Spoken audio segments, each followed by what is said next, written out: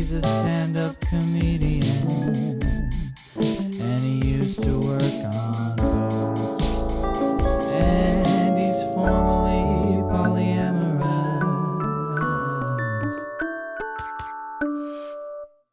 I don't know. Like, for you, are you like a visual thinker? Here, let's start. Let's start here. All right, are we live? We're live right now. Do you do an intro? I've only heard Blade's episode. That was like months ago, so I can't remember the format of this. Yeah, so basically I'm going to take these off because you don't have them on either. Basically, I make a brand new intro for each one. Mm-hmm. Just because it's fun. Musical jingle, and those are super cool. Like, super cool. Well, thanks, Yeah. man. They're probably like, I don't know, like I really enjoy making a podcast. Like, obviously, really nothing's coming from it. Yeah. But I really I just enjoy doing it. Yeah. You know, and it's hard to tell sometimes. I'm like, I can't tell if my favorite bit is like having a conversation or if my favorite part is making those little like jingles. Yeah. Just because they're fun, you know. I enjoy making them. Well, it's a cool like collision of the things you're into. It's really low Like, stakes too. Yeah, low stakes, and it's just like a, I don't know, it's a cool thing because it's you've built it in a way Here, where you got it. I'm eat sorry. it like even tighter. Well, let me check 1 second. No, you're good. Oh Jesus, they're all tangled. Okay, say something. Check. Yeah, you're great. Oh, so it's like almost kissing it. A little guess so, suck on yeah. it. Yeah.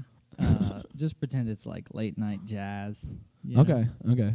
No, but they're super fun to make. I don't know if I'll use this first minute, by the way, but Yeah, no, that's fine. totally fine. Yeah, do whatever you want. So here's the structure here, Yeah. just so you understand. Let me break it down for you. I record it, you know, and then like I'll wait for there to be like a rhythm to the conversation, which usually happens pretty quickly. Usually happens like a minute and a half, 2 minutes in. I mean, no Yeah. pressure. Yeah. No, I feel the No pressure. but so, you know, we'll establish kind of a rhythm, and then the first little bit, I'll just cut that out, and then like that's where I make the intro. Okay, gotcha. Yeah. No, do whatever you need. You're releasing your piece. Yeah. Yeah, that's true. I'm speaking my truth. Okay, so we were. Okay. The question I was asking you before we went live, though. Let's circle back to that. Which we're not. I mean, we're recording this. Yeah. So we're live now. Okay, but are you like a visual thinker or No. express visually in any way like No. that or anything like that? So 0%. yeah. Neither am I. It's audio, it's writing, it's words, it's whatever. I've been thinking about this a lot lately. Like you think in words. Yeah. Yeah. Only. I don't know. I think I have very low visual acuity in I like think my life, which is just acuity. That's a good word. But it's my girl, Florist, like your girlfriend. My girlfriend is really into. I have a wife. Your wife, excuse me. I'm yes, sorry. yes. I didn't mean to check your. I didn't mean to check. Drops that gold ring on the table. Yeah, it's probably fake, but you know, who knows? No, I think who it's real. cares either. I can't tell. Well, I haven't got it checked out at a place, so you don't need to. I guess I don't care. Yeah, it doesn't matter. No one's gonna check. Hey, let me like bite that thing like they used to. Make sure that's real gold.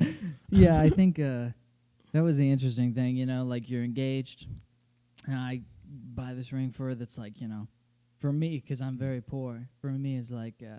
Ridiculous to buy. It's like almost stupid for me to buy it. The whole industry is such a sham, too. But like, it is. It's a total scam. But then, I don't know. It's a symbolic thing, and that's where they really get you with the scam because, yeah, like you can be super cynical about the actual people selling it. You know, the thing is, I think for a woman to have a man be like, I'm literally like giving up an arm right now for you, you know? So you got to do a good percentage. And it can just be adjusted to your income. It's scalable. Yeah, absolutely. But whatever your income is, it should be a solid percentage, and I really do think that. It's one of the only things I found myself agreeing with my mom on. That you to your proportions, invest into what because represents. it's not even that you have to get the most beautiful ring you can afford. It's just that it has to cost you something. Yeah, it has to be. Ladies nice. like seeing that in a man. It's a dowry. Yeah, the dowry has never died. They like seeing you. They like seeing you do something that is like, you really are valuable to me. You know. Yeah. I'm willing to like hand out this big thing because I want you to have it, kind of thing. Yeah, and it's like subservient because you're like a super masculine man, and you going grocery solve. Yes, super hyper masculine man. It does help that you're the person I'm talking to right now. Yeah. It does make me feel pretty masculine. I have my legs crossed and everything. Yeah, you got your legs crossed. I'll cross my legs. Oh, thanks for matching. I was very uncomfortable that you weren't. Well, now I sort of feel a nice connection. There's a warmth to this position. that nobody can see but us. No, I'm not gonna touch toes with you. That's okay. I'm your preference. He's a married man. I'm a married man. I'm taken. But you're a masculine man, and like there's the the being so masculine and manly like you are. It's embarrassing to go jewelry shopping, right? And like it's the piece of that. Yeah, that is uncomfortable. I've fucked up before too. On like the ring or like rings before or like gifts before. Not the ring. Yeah. Because you didn't fuck that shit up. Pick it out. Good call. I just went, hey, this is your budget. Pick one out. And she heard the budget. She goes, are you serious? Like she thought I was stupid.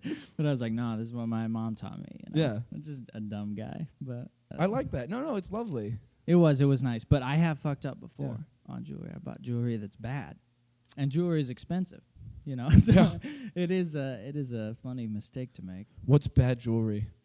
I'm just interested. You don't have to go. It's so embarrassing. I don't actually. I don't actually know. That's the problem. Yeah. I have no frame of reference. She doesn't wear a lot of jewelry. I mean, I guess she wears like earrings and stuff. Yeah. But she'll like make earrings. She'll cut them out in clay and bake them and paint them all these crazy colors. My girlfriend also does the same. Yeah, she's incredible in that she can make a lot out of very little, right? But so that's the thing is there's not a context where we're walking into a jewelry store all the time. So I don't, like you do this maybe with JCPenney or whatever, where she walks around, she looks at the things, and you don't actually buy anything, but she looks at the things, she goes, that's so cool, Yeah. And maybe you buy something. But well, I'm like but you don't can do that this with a jewelry store unless you're my thing is like you can baller. do this on your time. Like this isn't. Let's go do something better together. I have no interest in shopping for jewelry with you because I'm not getting anything. And if you like it, it'll be on your finger. It's solved. Like, sure. Yeah. But so your girlfriend, like you were getting to, my wife. I'm so sorry. It's new. Totally all right. It's new. I met her. It's only been about a month. Oh, it's crazy. Congratulations. Thank you very much. Well, you can. It's been long enough that people don't have to give a fuck about it. Then. Like, fuck me. You don't need to fuck me about it. All right. No, you were saying. Okay. Also, I think we found a nice rhythm. Yeah, have we? Yeah, I think so. I think so too. It's fun. I think I'm gonna enjoy listening to this later. That's so good to hear. I'm only gonna just knock him out of the park from here. I promise you, Frank. And I believe you. Yeah. And just remember, this is just permanent. Yeah. No. I know. I'm aware. Okay. Good. Anyway, we found a good rhythm. So your girlfriend is like you were very. I keep doing that. I know. No, I'm trying to get back to the point, and then like the point I'm getting back to is right before where you correct me. Like they're trying to find the anchor point of the conveation is You're like right a tape recorder. Yeah. Yeah. You pre-scripted everything you were gonna say. Well, and now you can't alter. Yeah, exactly. We're going back on the record. Just keep skipping early. Your wife, visual, expressive, individual, through expressive, very artistic. Yeah. Florist. I can tell by the house is very designed, very very classy and neat. And thank you. For that. But it's so my girlfriend is very similar in the same way, and it's the house design is completely hers, and she's a florist as well, and a badass, impressive chick as well. Who it's crazy that she can just make a thing. It's amazing. And it's I don't think like that. And living with her and for a couple of years now, it's realizing that the contrast between minds is in a really interesting way. And I was wondering if you had that similar experience with your girlfriend. Well, I've had a very similar experience with my wife. Wife? Oh my goodness. Where so far, Theo, you've knocked them all out of the park. I gotta say.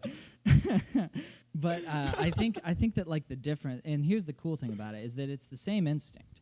It's the same instinct. You're recognizing a pattern out of things that you've noticed, things you've observed, and then you're making something better out of all of them. Yeah. So, but it is different. Saying that it's up to your vision really is true. Or if you think in words, or if you think in images, where a visual artist, somebody say my wife or your girlfriend, somebody. Done. You make it look effortless. It is. Well, it actually is effortless. It's not very hard, it turns out. But but a visual thinker, that they'll like see that, where she'll see the clay and she'll see the paint and she'll see things in the world that she wants to make or whatever, and then she knows how to put them together, and it exists now. The thing that she saw in her head, it exists in the world. Yeah. And it's sort of the same with like writing anything, comedy or like songwriting, honestly, where it's not that when you're doing that, you're usually making something out of stuff that's invisible in reality. Like, essentially like people's thoughts or like their approach to things. Yeah. Where instead of looking at objects in the world, you're looking at the different abstract ideas. And the concepts within them, yeah. And that's something I actually love about like writing or anything that you end up writing and then you end up saying or singing or whatever, is that you're taking something that to some people even that are not as tapped in, to some people it doesn't even exist. So you're like basically God. You're making like something out of nothing, you know. Well, you're bringing, which you're not really making something out of nothing, but yeah, it's pretty cool as a phenomenon. Yeah, it's a curation, or like it's the curation of the ideas and the sounds in a very like I think audio as well plays out in similar in our minds. We're like you get that, but fuck, I was on the note. I'll get right back. It's all right. Just remember, it's fucking doesn't matter. Yeah, it's a nice day. No, it actually does matter. Let's talk about the weather. I take this podcast extremely seriously, and I want it to be the best it can be. You know, I want to extract the best information I can out of you. And so I was thinking, and I was actually talking about this before we went live, you know, but before it mattered. Before it mattered, sure. When we were being like, "Oh, you fucking suck," you know, like before we started or whatever. Yeah. Yeah. No, I remember. No, yeah, I remember too. But no, so I was thinking about talking to you about, we're both taking mint. Yeah. As you're saying. Yes. And but then at the same time, we both aspire to be performers. Now, what the hell is going on there? You know? I think it's a smart move. It is a smart... No, there's a lot of dudes, they waste time and money and emotional baggage, you know, on all that shit. Too many potential Me Too's. Lockdown early, my career is safe. I can Kumail Nanjiani through this whole thing. Yeah. We're like, it's, No, that's really wise. That's wise. As long as you don't cheat, then you're fine.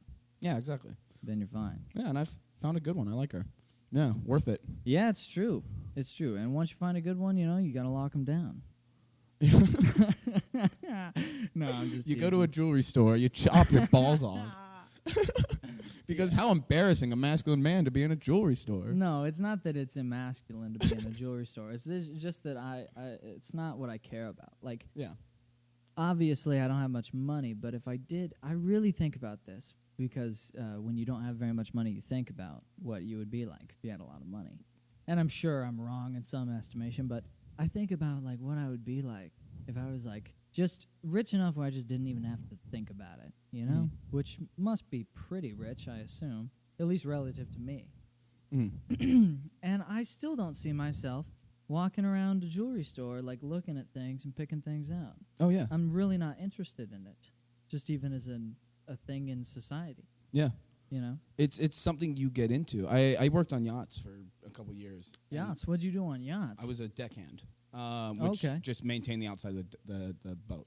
But it's you're working like for the maintain like the sanitation or everything, like just keeping it gorgeous and like making it like fighting time is basically that job. Right. Is you are making a thing that was bought years ago look like it hasn't been touched by those years. Right. You're basically constantly wrestling with entropy and people that would take a cruise. Yeah, exactly. Well, it was, but it was. I worked for a single owner. Oh yeah. Yeah, so there's charters and there's privates. Man. Yeah, cruise. I wish it was a cruise. That'd be a much. I worked in a cruise ship town for a while. I was a guide. Work on a cruise ship? Yeah, I was a cruise ship guide for a while. Like I was in Alaska, and they would get off and then hop on in my van, and I would take them 4 hours into the woods. Oh right? my God, dude. It was hike and float, so it was a 3-hour hike and then an hour river raft back, and it was me and a group of 10 like random tourists from some boat. And you have to do this how many times a day? I would usually do it once, but twice wasn't unusual. So, and they were 4-hour tours, and I talked the whole time. Like, they were aggressive. But the difference between, like, cruise ship passengers and, like, the levels of wealthy is a, like, good way to look at it, because the cruise ship, that's your vacation you're paying for. Yeah. Right? You're paying for what the yacht could be. Or the yacht is the upgrade to the cruise ship in a very interesting way, because the cruise ship is the hotel version of, like, let's make it affordable. Right, but a yacht is private. Yeah, that's private. What's nice about it. And you have and you access. Wouldn't need if it was one person, you wouldn't need a cruise ship. Absolutely It'd not. be irritating. No, and it wouldn't be. It'd be ridiculous. It would be yachts are already a tremendous waste of money, and if cruise ships were taking that, cruise ships are like evil in this world. It's a good representation of it, because they are just shitting on this beautiful environment. Horrendously, and just like getting crazy tax cuts for it. Being in Alaska was a really cool way to view that, because they Carnival fucks some bays up every once in a while. They're just like, we don't know where we're gonna dump this oil.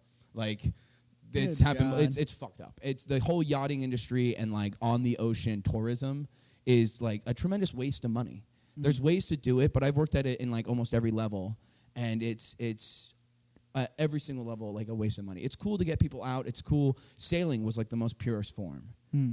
But anything that involves like just luxury on the ocean, you're wasting so much money. Like the yacht I worked for, it was $13,000 was our Fiji water bill for 6 months. 13 grand? Yeah, for Fiji water for a 6-month season. We would buy it in the States and then cruise in, so we didn't have to pay export taxes when we spent the winter in the Bahamas. Like, it was madness. Like, it's a crazy, crazy industry where it's like extreme money allows these people to live their dream of like how me and you we're so broke, like stupid broke. You're a little ahead of me. Good job, right? Oh, thanks. But still pretty damn broke. Sure. And you think about like you can't just do whatever you want. Yeah, exactly. Right. Yeah, we are very restricted by our financials. Right. Is a good way to say that. But this dude, No Ties, he was interesting because I'm not going to go into the names or anything like that because I respect the family. He was always really, really good to us. In that industry, they're literally called your owners, which is such a far-out crazy thing. That's very interesting. Yeah, because they're the owners of the boat. And that's the thing. It was this whole crazy dynamic and weird world. There is a lot of benefits and reasons to do it. It's a lot of fun, and like you can make great money and you can travel the world, but it's like soul-sucking work, right? Sure. And it's like the extreme superficiality of the world. It's like all polish all over heart, right? But the guy who owned the yacht, my owner, right? He was a solid dude, a brilliant businessman. He, of course, given a large company by his parents, and then continued to expand that company to large good on sums. Yeah, good on him. The people around him were super interesting because generally his family and other things like that, polite, nice people. Yeah. But it's the people around him that were like the shitty rich that you expect. Like the stereotypical parts of it. And maybe he was just exceptional in his own way. But my view on the industry, and let me preface, I know nothing. Like, I'm pretty dumb. I listen to a lot of stuff and think I know stuff, but I in no way, like, have fact-checked anything. I didn't go to school. Sure. Yeah. No, I'm really stupid. What do you listen to? I've been listening to podcasts since I was, like, 13. Like, I was raised on podcasts. Right. And just like that's how I consume information. Yeah. So a lot of people consume information. Yeah, I think it's super efficient. Like it's an efficient and fun way to do it, and it's one of my favorite mediums that is like coming out of the world right now. But back to this boat. So he was steady. He wore the same T-shirt, whatever. But it was the people around him that were the ridiculous rich that wasted their money. He was smart with his money, and that's probably why he was successful. Everyone else was like wasteful. Yeah, It was an interesting, like it was doing puzzles with his family, and then his brother's family would come, and we'd be at the casino and the club all weekend.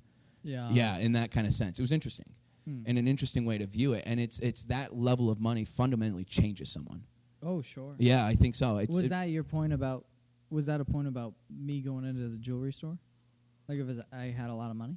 I don't know. That was a long tangent. Well, we never got into Me and you never got into jewelry because maybe it's just we've never had the funds to invest in that. So you're saying if we did have the funds, then we would be interested. Do you want to go jewelry shopping? Let's see. Like we could figure it out. I really don't. Yeah, it's but not. I don't know. It's I think about other things people want that I can afford, and I don't do those things either. Yeah, I don't really care about it. I don't see why people do. Yeah, I think the less you care about, the better. In mugs? A weird like. Why are you buying mugs? If you have mugs. Yeah, if you have a mug, then you have a mug. Like throw one out then if you're gonna buy a bunch of new mugs. If it holds liquid and doesn't burn you, it's done. Or like people, it's problem solved. I do not understand that. Like, just quit buying them. Yeah. It's too much. You don't need it. Oh, it's cute. Remember what it looked like or something. Yeah. I don't know. Take a picture of it. Remember it. It's just it's probably not that cute. You know? Yeah. It's probably not. Because if you didn't have it in your house, you'd totally forget it exists. Yeah, would we be fine without it? Yeah. Dude, I look around at most things that people say, you need this. I don't have a microwave. No, me You neither. know what I mean? I'm like, and we could have got a microwave. But I went, I don't want a microwave. What for? Yeah, exactly. No, I got a Reheat stovetop. food? You can throw it on a skillet. We got a toaster oven. What's the big deal? You know? You need it 15 seconds from when you wanted to eat it. So, no, you fucking don't. Yeah, it's just... Yeah. Revitalize it. Throw it in a pan with some oil, spruce it up. Add a little more seasoning, you know? Yeah, there's no reason to spend money when there's systems already in place that work right now. Like, there's no... we don't need more luxuries in the kitchen or anything like that. But, again, we're operating like a base level, but it's like it's thrifting. I think thrifting is a really cool thing because you are diving into what someone got rid of. It's bringing back... It's using the stuff that was already built and good enough and to do something cool with it. And it's that... I think a microwave falls in that same category of like buying a new phone. I think that's a huge jump. Huge jump. No, buying a new phone is the waste of money. It's so insane to me. Yeah. It is so insane to me. Like the people that are just on the hook. They're just on the iPhone hook. Yeah. Literally. Every year you're just wasting.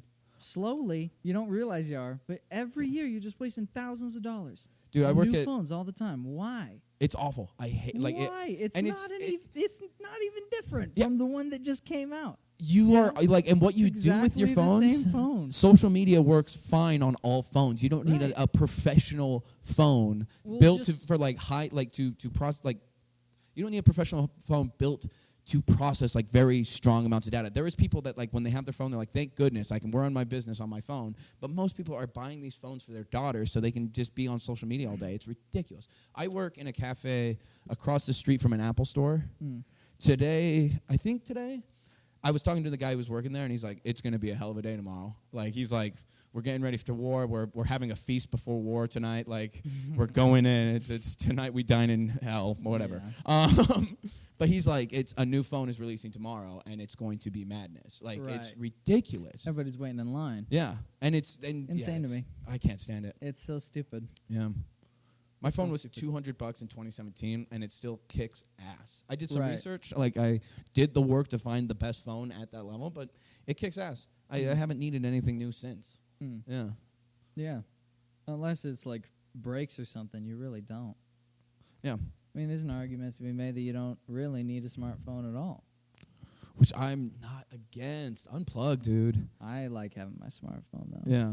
Podcasts are literally the only thing. Like, I would go to a flip phone if I had podcasts with it. And I guess I'd have to be more diligent at collecting people's numbers. But yeah, I would go to a flip phone if I could play podcasts. Yeah, generally that's all I use my phone for. I don't know. It's so because it's the give and the take of it. Like, I also like meditate with my phone, but it's like the whole point of meditation is like not having anything. Right. Like, I don't need someone to tell me how to sit there and not think about anything. Like, but I do. Well, maybe you need somebody to tell you to start, I guess. But so this is actually something I wanted to. I meant to get to it earlier, but we just went down some kind of rabbit hole. You know, I'm sure it was all pure gold. But I was saying before we started recording, like fuck being a player. Yeah. You know what I mean? Fuck being a player. Have you ever been a player? No, but I've spent like yachting attracts players, and that's a big reason I bounced out. Yeah. Yeah, I had a buddy that had custom-made butt plugs for chicks he was dating that said Kevin's Jesus like those kind of dudes where I Christ. was like, oh my gosh, like I can't believe we're hanging out. Like, Yeah. not that we're hanging out. The dude was hilarious, Like so the kind funny. of guy, the kind of guy where you go, if it were still legal, you would like if you were born in the time where this was okay to do legally speaking, you'd probably own slaves. Like if you're gonna make a custom plug If I could say for anything, some random guy's daughter that you don't give a fuck about, and you put your name's Kevin too.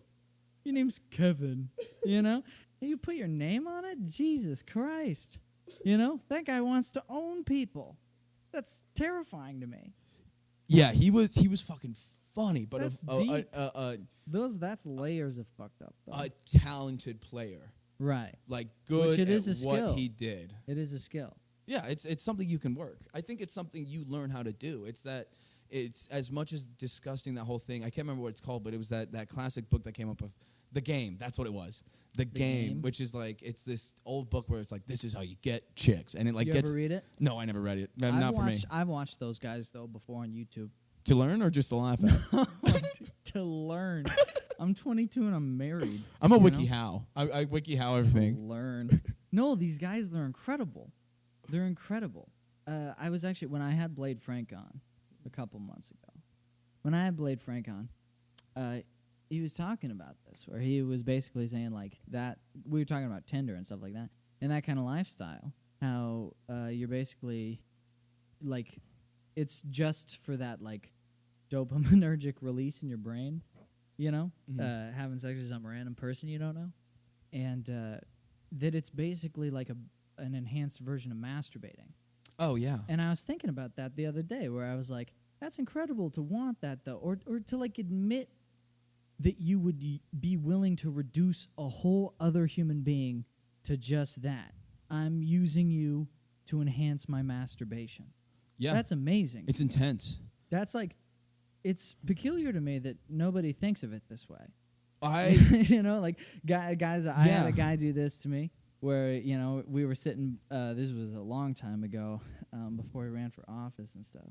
But we were, but nobody knows who we are. You got to remember. Yeah. I mean, to the world. Because I like talking about stuff like that. Fuck yeah. It's super funny to me. But anyway, so this guy, he comes down, he sits down at the table, and there's like the 5 of us or whatever. And guy's bisexual, right? Mm. So he sits down at the table before the open mic starts, and he goes, hey, you guys, I got laid last night. And then puts up his hand like for a high five, like up top. No. And all the guys are just kind of like, okay, you know, like kind of giving him a flaccid high five. And that's like a watch too much television thing.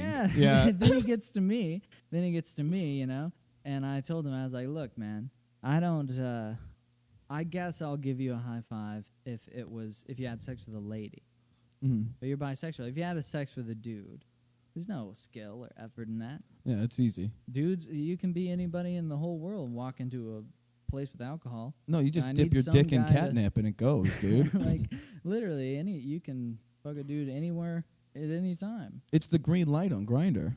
Yeah, It's it's the everywhere. green light, good to go. And so I told them, like, yeah, if it was a guy, then I'm not impressed. Well, Which it's an easy catch. I'm still not really impressed either way. There's a lot of ladies that it is also not hard to do that with either.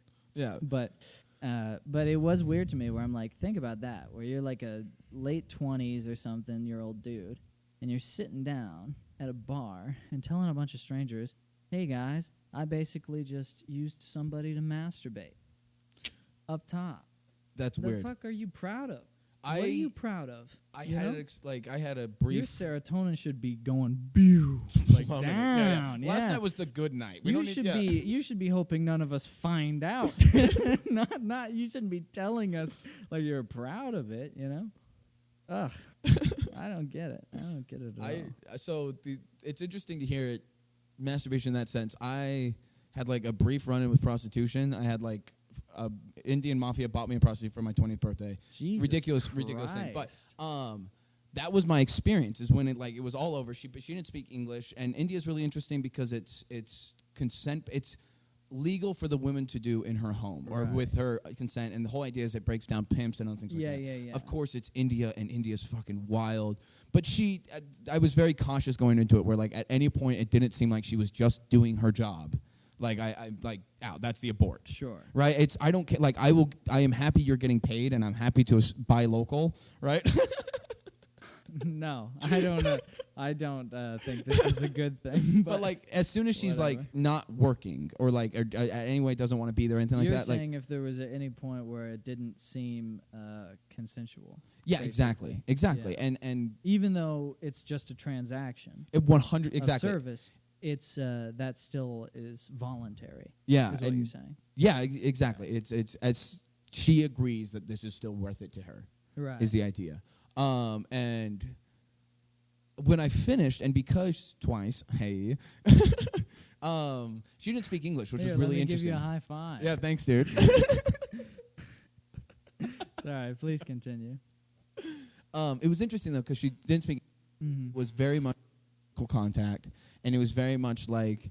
You're communicating through the body. Exactly. I don't know why I'm undoing the zipper on this pillow. Oh, show it all. If that got caught in the microphone, that's kind of funny. Expose it, dude. Show me the insides of your pillow. I'm just Louis C.K.ing you right now. Nobody would actually know the wiser. No, keep going. you say he took his dick out. I just go, no, I didn't. And then everybody's like, well, all right. We don't record for a reason. This is a dick out podcast. Exactly. No, that was actually a funny thing. I did like a little honeymoon post honeymoon like chat with my wife and uploaded it.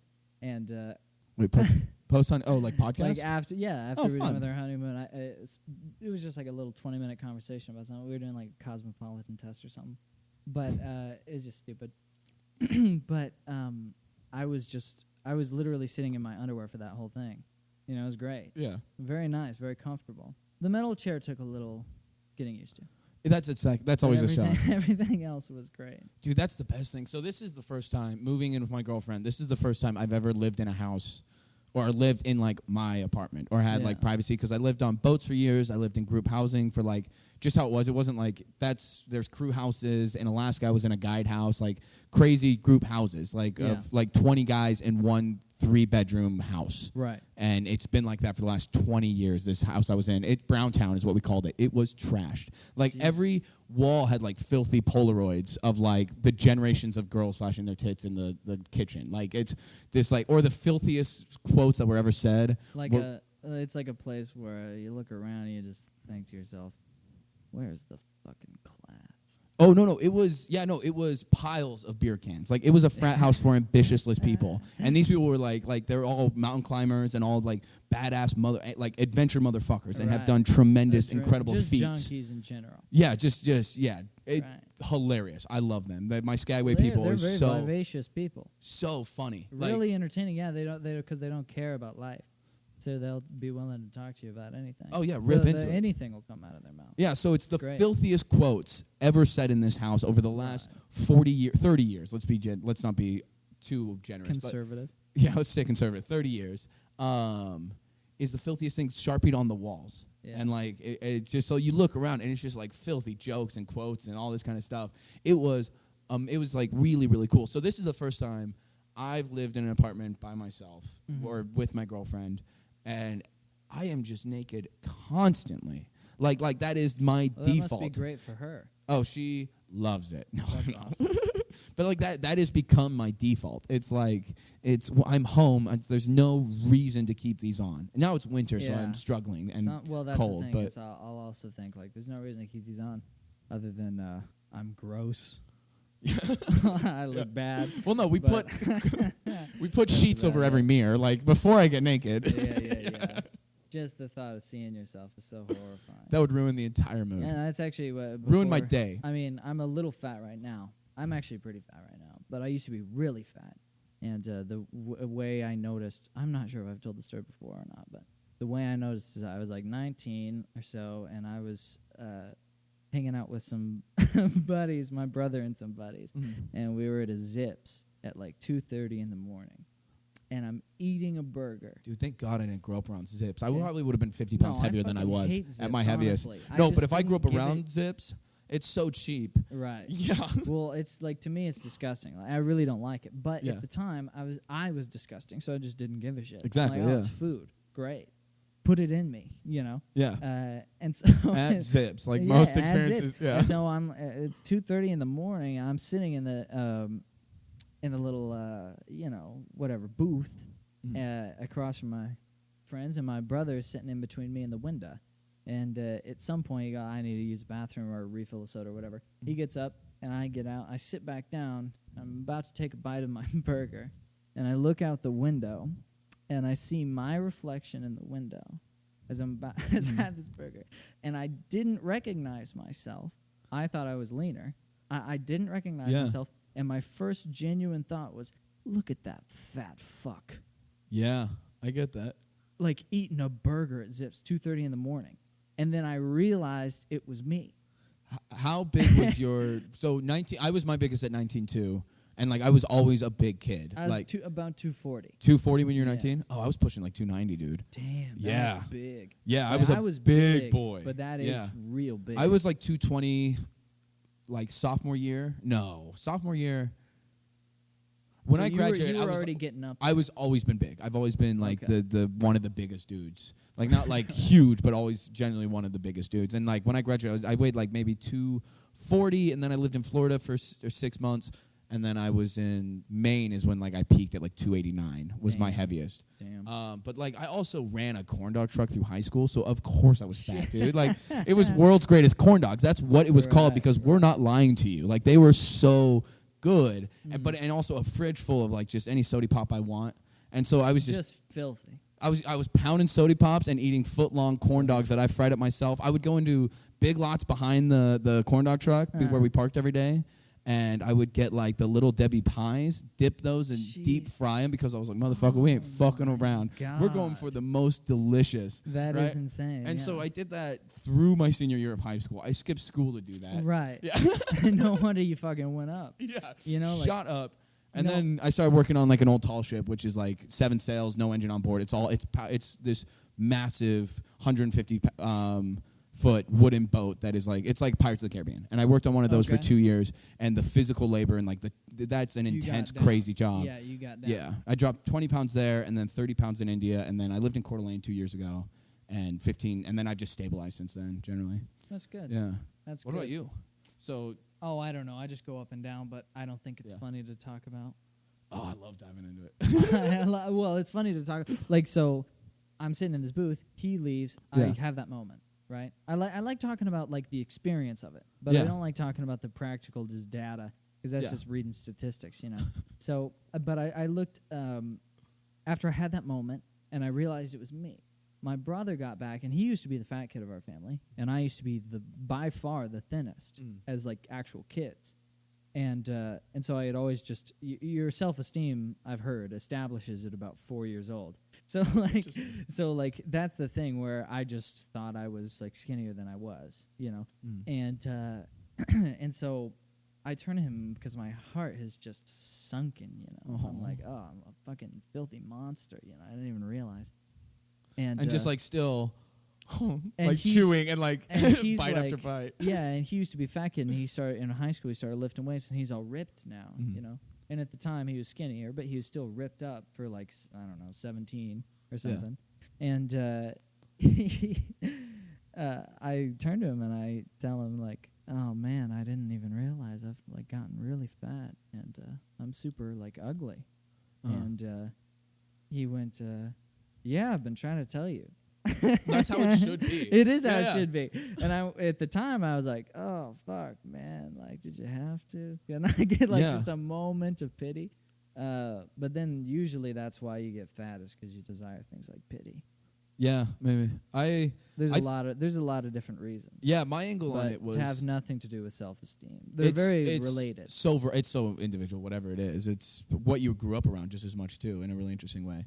Like how you perceive being fat. No. Or What you being fat. the habits you were brought up, like the habits your parents set, your family set, the people you like. It's also for sure. social in eating is a really interesting part of it too. For sure. In the Midwest. Yeah. Them players is big. That's what you do. Yeah. They're growing big there. People. Yeah. That's where I'm from. So there was a tendency to move that direction. I understand what you're saying that Yeah. way. I thought you were saying it changed like your opinion on the fatter you are, the uglier you feel. Because like it's a foolish thing to argue that. That's like, your own thing. That's your own gauge. However, I think that probably. I mean, it varies a little bit because some people will be like, whatever, 30 pounds overweight, and maybe they still will look really good. But then they'll go, whether or not they look good, they'll still go, I look really good. All I'm saying is, generally, the healthier your body is, the strictly physically, the more you go, I look good. Yeah. Well, it was, I lost. The same is true of the opposite. Yeah, I lost the weight like over a year, and then I had like my first girlfriend like right after I lost the weight, and so it was like also like immediately reward, or not immediately. It was a long process. You but realize like oh, this plays a part. This plays a part, dude. a huge part. Yeah. And it's so it does. Yeah. I played water polo growing up though, right? Okay. And so I was always a big boy, right? Like. But wore Speedos 6th grade till I graduated high school, right? Like Nice. Speedos every single day. I have a large collection of them because I played water polo for years.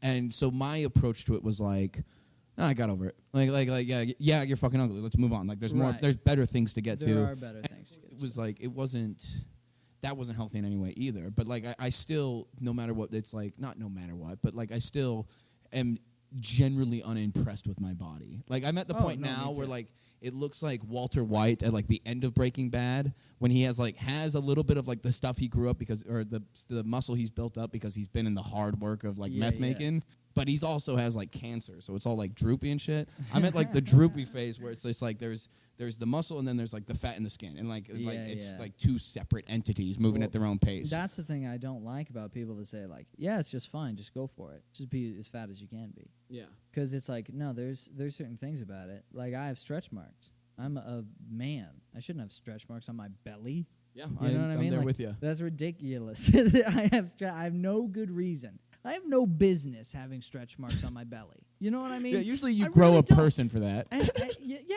Yeah, there's a justified reason you have stretch marks. Yeah. But me, it was just I was careless and hated myself for something. You know, so absolutely. So yeah, there's no good reason, and I just hate that attitude of people being like, "Just go for it." Yeah, you're beautiful, even if you get so unhealthy you can't walk. Yeah. And also, if anybody's ever seen my 600-pound life, you cannot honestly say that you can still be ridiculously overweight and feel beautiful, because like you look at those people, and it's like there has not been a single person on that show that's that big.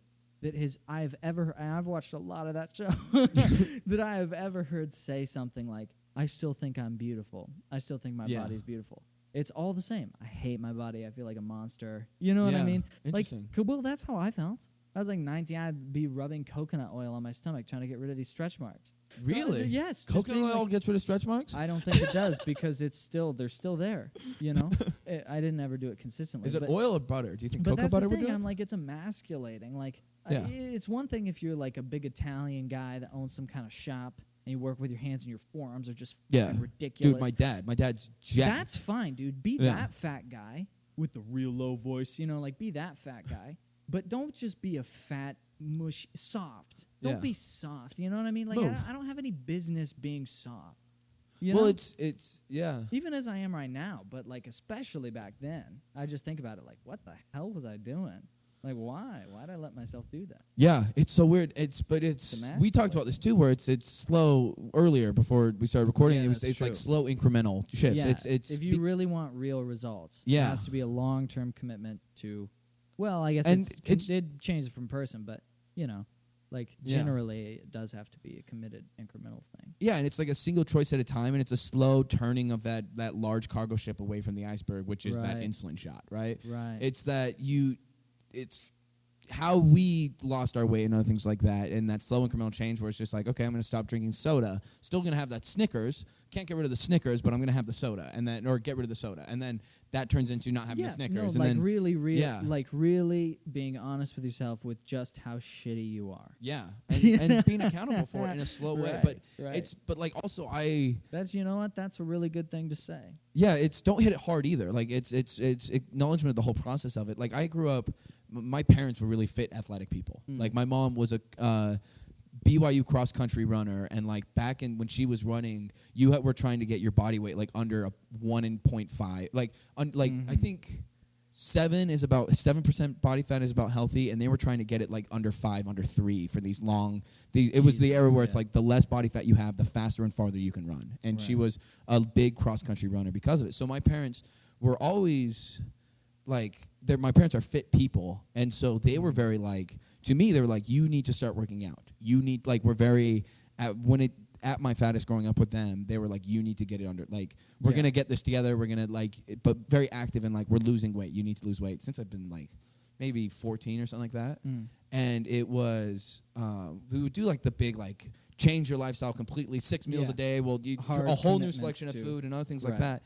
Never stuck with me. Like, maybe some people, they, like, commit and they're like, this is how I live now. Or they do it in, like, binge and of, like binges or fasting periods. Doing well like and then doing badly. Or like... and like that extreme oscillation you hit between. Like whatever people call rock bottom.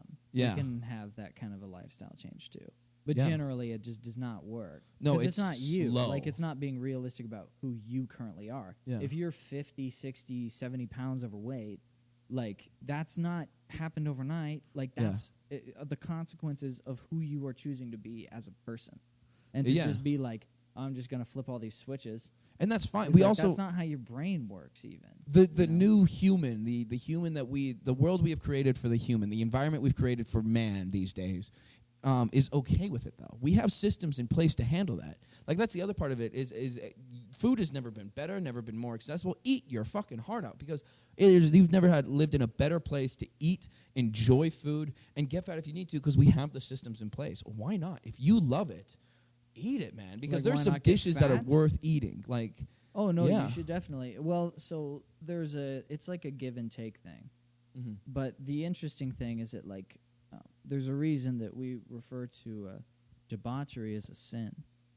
Debauchery. Explain debauchery. Debauchery is essentially where you cross the line where it's an excessive amount of pleasure. Oh, so that's it's debauchery. This step past, it's more than like, is moderation. Morally justified, yeah.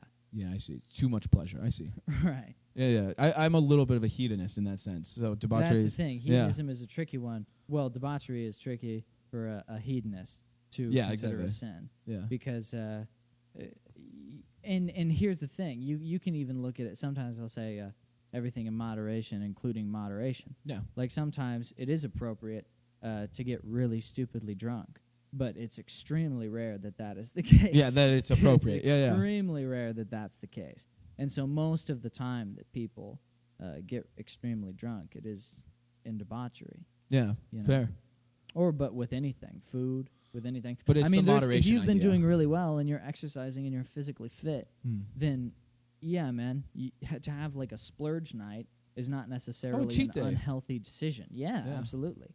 But even then, there's a point where it's like, okay, like, let's not be ridiculous here. Yeah, no, and schedule those and earn them is another thing. It's easy for us. Well, that would make them not debauchery. Yeah, exactly. To earn them, yeah. Yeah, I guess, yeah. I think I used to be much more of a hedonist, and then 2020, I was like, we're buckling down. We're going to be okay with just sitting in a room by ourselves. Like, we're going to get into meditation. We're going to work out from home because, like, the world's falling apart, so take care of your fucking self because, It's very difficult to be in any long-term serious relationship and be ultimately hedonistic as well. Oh, yeah, absolutely. Because there's just costs. And there's obligation as well. There's obligation, and that's the thing about, that's where hedonism sort of, well, I mean, I think it falls apart fundamentally if you're actually going to exercise it as, like, your legitimate philosophy. Mm-hmm. But, like, that's one thing that is really not... most people have hedonistic tendency. Yeah, absolutely. And we love pleasure, man. Oh, yeah. Well, why wouldn't you? That's the whole point. It's part of what makes life beautiful. It's, like, it is a good thing.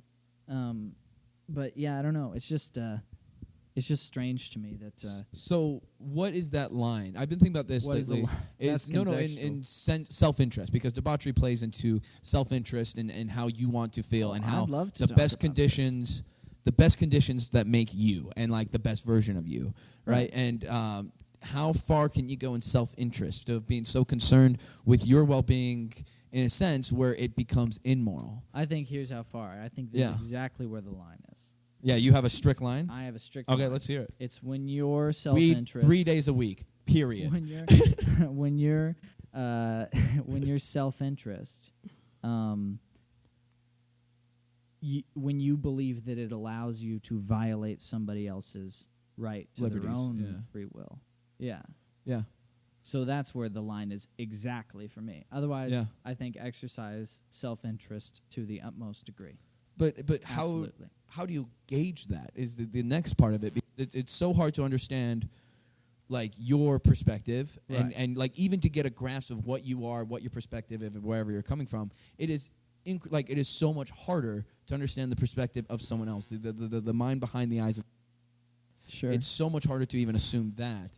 So it's that's where that nuance comes from. It's yes, avoid taking the liberties of other people, but where is that measured, and how on earth do you measure the goalpost for someone else? And it's interesting living long term with someone and being in a long term relationship with them, because you have never realized it shows the goalpost of your personality and your lifestyle, because it's within contrast of that similar idea, that Venn diagram, because the you are shifting out of your boundaries or have something to contrast your life, you're able to see the parameter of what it is. Well, so I think where you could, like, how you could measure that between two people is what they require of you to let go of them. Because it's one thing for, say, you get married to a woman, and say you were in a polyamorous relationship, so just not really in a relationship. Yeah. But say you're in a polyamorous relationship, right? And then you get married, and she goes, I don't want to be polyamorous anymore. And you would discuss it beforehand. Yeah. So. Now, if to you polyamory is something that if you let go of it, you feel like you're compromising on your sense of ethics or your sense of purpose in life, then that is not the right person for you. Yeah. Because how can a person say to you, I love you, and then also say, I want to take away the things you love? To be something with that. Well, so polyamory is really interesting, and I was super into polyamory, really until I met my girlfriend.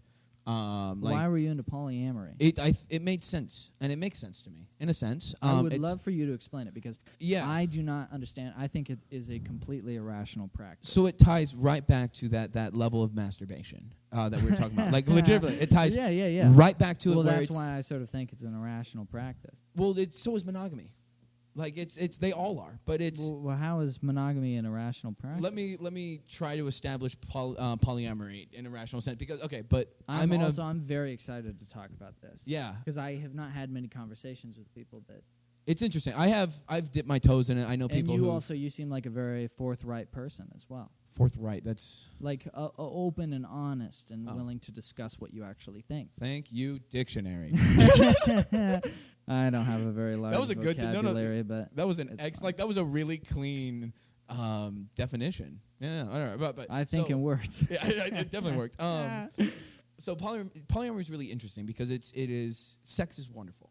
Relationships are wonderful. Connection with another human being is powerful, wonderful, and in a sense, what we live for and what we are programmed to do, right? And the idea is the more it's on the only hedonistic scale, and this ties into like when I was more hedonistic, and you're so right that since I met my girlfriend, that's leveled out, and I've become disciplined is a hard word because I still smoke so much weed, but like I quit smoking and have done other stuff like that lately. No, it is part of I think especially in a long-term serious relationship, it is part of the partner's job and your job to influence each other to improve yourself. Absolutely. Part of that, especially woman to man, is being domesticated in a sense. Yeah. You know. Well, this is why I really like my girlfriend Jeej, is she's really good at expecting the best version of me in a very, very gentle sense, in a sense that's never over the top or anything, or it ties into like stepping into my own liberties, like we say. But it's when I'm around her, I try to be the best version of myself, and she brings the best version of myself out of me. And she is so many lovely, lovely things. I don't need to get into it, but like for me, and the personal benefit of dating this girl is she brings the best out of me in a very interesting way. And that to you would be worth giving up polyamory. Yes, because that's a higher achievement to you. I thought, which I would say, good decision. Yeah, I think so too. I'm happy with it, but that's also because sex isn't my life and relationship No. isn't my life. It's there's so many other things I'm trying to work on and get going and things I want, because polyamory, when it comes down to it, takes a ton of time. Like to do it right and to get to that level. You already have to put so much time into one of them. Yeah, exactly. It's such a commitment for one. It literally is adding more hobbies to your plate and being consistent with hobbies that are like, hey, why haven't we talked in a while? Like your fucking saw in the back in your woodshed, being like, why haven't you worked on me in a while? Like you pick up hobbies and flings, and it's the very similar thing where it's like you buy the nice gear, you get the expensive girlfriend, and then you live that one out. And like it's still keeping that opportunity to make those crazy connections, whatever it is. But more than anything, it ties to our biology in a fascinating way. And this is. Again, I'm really dumb. People have told me this. I have not verified any of it, but this is how I think of. Go for it. Yeah, it ties in our biology. It's humans. Our big penis is built for a polyamorous, free love type of primate. A big penis? Yeah, we have a large penis for our relative mammals, to relative to most. other chimpanzees. Well, I like gorillas that way have of thinking about it. So gorillas have a 1 to 3 inch penis. okay, but how does the size of the penis have anything to do with how many sexual partners you are biologically programmed to have? It comes down to sperm, what kind of competition you have for a mate. So us and bonobos, we have a sperm competition where our penis, uncircumcised, is built to suction cup the sperm from the lover right before you, so your sperm has a better chance to get to the egg. Okay, so basically you're saying we're our nature that of bonobo monkeys. Yes, exactly. We should Similar. be polyamorous. I think we're And somewhere so in the middle. You would liken you would liken your decision making to a bonobo. So this is This is the argument for You polyamory. would even call this rational. Yeah, no. I let me get there. Or I'm sorry, I don't mean to cut you off. I just find that so interesting. And great point. And great point. Yeah. I'm not really polyamorous anymore. I believe it that much anymore. Right. Like it's something I got Which into, I'm not- did the I'm research, and then I decided. Also, I'm not asking you to be the poster child for polyamory. I'm just trying to make a case for it because it's an interesting thing and it's a doable thing. And it's something that's... It is literally something you can do. Yes, it is literally something. Is true. But it can make you grow. It's fascinating. Let me build through the... So bonobos is a very free-loving. They have large penises compared to the size of the monkey. I'm familiar with the chimpanzees, gorillas, they compete physically. I don't know chimpanzees, but gorillas compete physically. They have a smaller penis. Like it is one man, multiple women in the harem that he physically fought other male gorillas to get these females in his harem. And so they fight physically. They don't need to fight with the penis, where the gorilla penis is 1 inch. Mine's about 15 inches. 15 inches? Yeah, which is standard for a primate. It's really amazing that you're so comfortable with repeatedly saying the word penis. It's interesting to me. Like this shit is above all else is like so interesting to me. Like So all right. So name one way in our modern society that we really, really enjoy that, and I'm talking about an activity that human beings do generally, where we are like or aspire to be like the bonobo or the gorilla. No, absolutely fair. And it's the cultural shift that's happened to get to our point of monogamy-based societies is a big jump, right? So what I'm saying with that, though, is that shows our ancestors and our wild roots. If we're going way back in... Wait, let me jump through it. So if we go way back, bonobos, chimps, and the ties of them, we were a free love, ancient species. Free love, multiple partners of each. That's kind of what it boils down to. But random society. This is pre-society. Right. Yeah, pre-society. This just is utter chaos. chaos. This is not even. Honestly. This isn't Utter even chaos. tribes at this point. This is biology. Yeah. This is looking strictly at the biology. We are built. Our penises, our species, our bodies adapted to be multiple lovers' bodies. But we are moving away from that. And people. And your argument for this is the size of our penis in general. I wouldn't say that's like the argument, but and it's a good example. That we are related to monkeys in the past or whatever, and so now we're like those monkeys still. Like we still have that driving force in us. I think is what you're saying, right? I think our culture has evolved so much faster and so far ahead of our biology. Oh, absolutely. I would agree with that. But I think our biology, our culture cultivates that monogamous, other things like that. Again, I'm in a monogamous relationship and don't plan on leaving it. Yeah. But it's It's conditional, though. Yeah, it's right. But culturally, no, we are in a monogamous culture, and living in this culture, it is so much easier to be monogamous. There's other cultures. It's a lot more practical. Yeah, it's very practical. There are different societies and rational different cultures that were like isolated and developed in their own ways. This is, I think, internet and other things like that is changing this kind of stuff. The individuality and culture is kind of meshing into each other in a crazy sense. But there were cultures that are so sex forward and sex friendly and other things like that. Absolutely. And the rates of crime in younger men is a lot higher.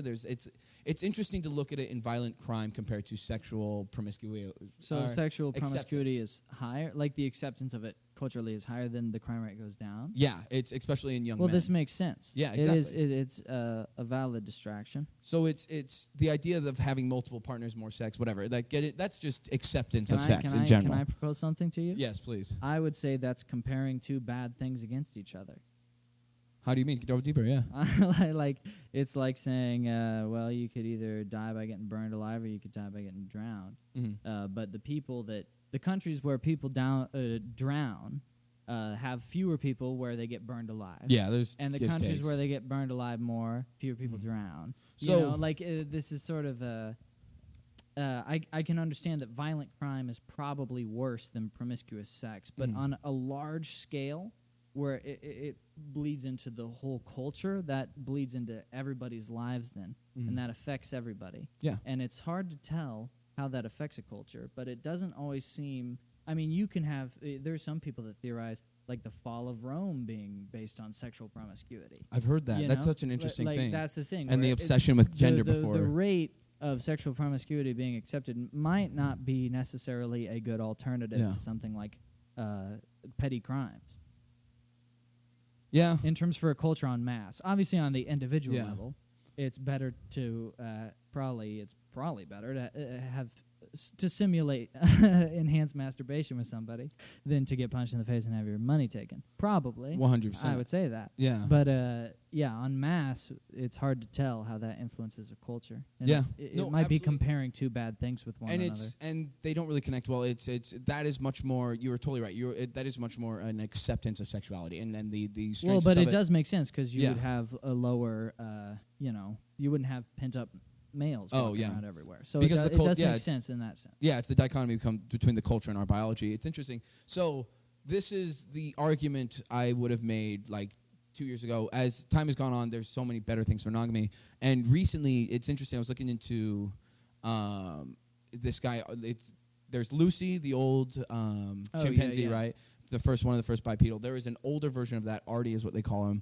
And they talk about how the bipedal and man moving to that bipedal. So this is way back to the comparing man with chimpanzees and bonobos and stuff like that. We're looking at the genetic split, which is ancient pre-human history. Yeah, I don't know anything about it. Well, neither do I. I wasn't raised in public school, pretty much. Oh, this is me getting high and reading and YouTubing, and ancient history is super, super interesting. Again, I'm really dumb. It is very interesting. This is rabbit hole after rabbit hole.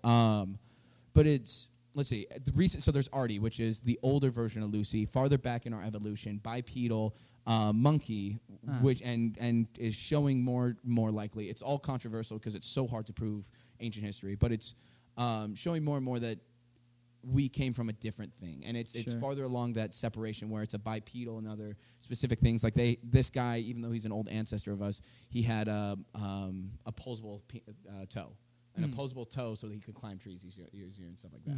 Super, it's just weird, interesting to see how our biology shifts to match what it is. So we are in a culture now that no longer requires any of the biology we've been working for thousands of years. So I think it's all haywire at this point. And I think monogamy... I don't know if it doesn't require it, but it definitely, you're not asked nearly as much of. We're progressing past it and even progressing to... Right. You don't got to worry about hunting a deer. We can build a better scroll. Most people I know have never hunted a deer. Yeah, I've never hunted a deer. I fished a little bit, but vaguely. I love fishing, but I rarely do it. Hey, I'm really enjoying this conversation. I want to continue. Yeah. I want to pause because I want to do some things real quickly that I don't want to record. Cool. Yeah. Thank you for listening. Thank you for listening to this podcast.